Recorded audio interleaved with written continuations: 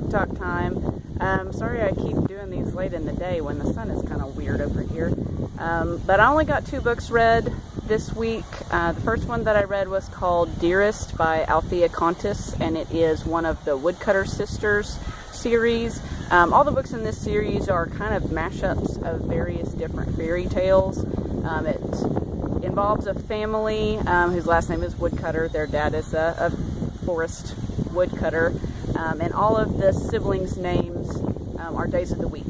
So this 3rd book follows Friday Woodcutter, who is a seamstress with a magic needle, as she meets and falls in love with a brother who is not her brother, one of several brothers who have been turned into swans by an evil sorceress, and helps them and their sister trying to break the curse. So if you like fairy tales, if you like retellings of fairy tales, or new imaginings and mixing up of various different fairy tales, you probably like this book.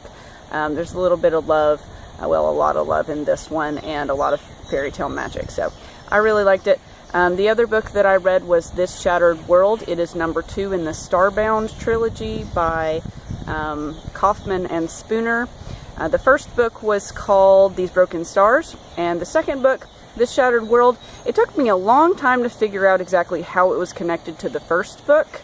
I think almost even halfway through, I was like, oh, here's the connection to the first book, because most of the book you're following 2 completely brand new main characters.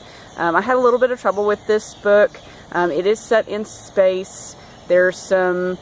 Basically, the 2 main characters, one is a member of the military, the female, and then the male lead is a member of a resistance group on a planet that is being terraformed by a corporation made suitable for living. There's a lot of problems on the planet. Things aren't progressing as they're supposed to be. The people who have been there for a while are getting kind of frustrated, especially with the military, which is made up of off-worlders, people that just kind of cycle in and out. There's been a lot of tension.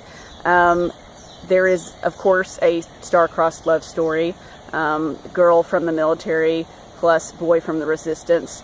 I had a little trouble with this romance because it didn't really flow for me. Like, it felt kind of forced, but I know at least one other person that really liked it, so maybe you will like it as well. I definitely really liked the first book in the trilogy, and I'm going to try reading the last one and see if I like it too.